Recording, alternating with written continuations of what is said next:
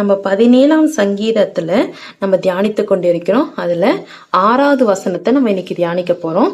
முதல் 5 வசனங்களை நம்ம கடந்த வீடியோல தியானித்து முடிச்சிட்டோம். இப்ப 6வது வசனத்தை பார்க்க போறோம்.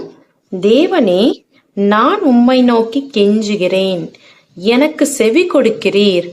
என்னிடத்தில் உம்முடைய செவியை சாய்த்து என் வார்த்தையை கேட்டருளும்.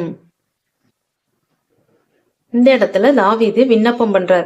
ஆண்டவரே, நான் உங்களை நோக்கி கெஞ்சிக்கிறேன். அவருக்கு ஒரு விண்ணப்ப தேவை இருக்கிறது. அதனால அவர் ஆண்டவர்கிட்ட பிரேயர் பண்றாரு. தேவனே, நான் உம்மை நோக்கி கெஞ்சுகிறேன், எனக்கு நீங்க செவி கொடுக்குறீங்க.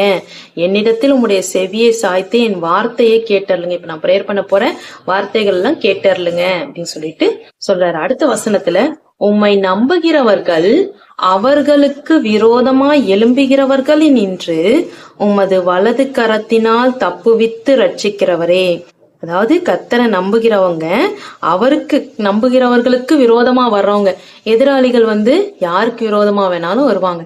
இப்போ நன்மையான நல்லவங்க தீயவர்கள் என்று இல்லாம நம்மளுக்கு சுத்தி இருக்கிறவர்களாலேயோ இல்ல வேலை செய்யற இடத்துலயோ ஏதோ ஒரு அக்கம் பக்கத்துலயோ இல்ல உறவினர்களாலேயோ நம்மளுக்கு பகை உண்டாகலாம். இது மாதிரி நம்மளுக்கு விரோதமா மனிதர்கள் எழும்பும் போது கர்த்தர் அதை நம்மள வலக்கரத்தினால் தப்பு வித்து ரட்சிக்கிற, அவங்க கொடுக்கற பிரச்சனையில நம்மள தப்பு வித்து ரட்சிக்கிறவரே அப்படின்னு சொல்லிட்டு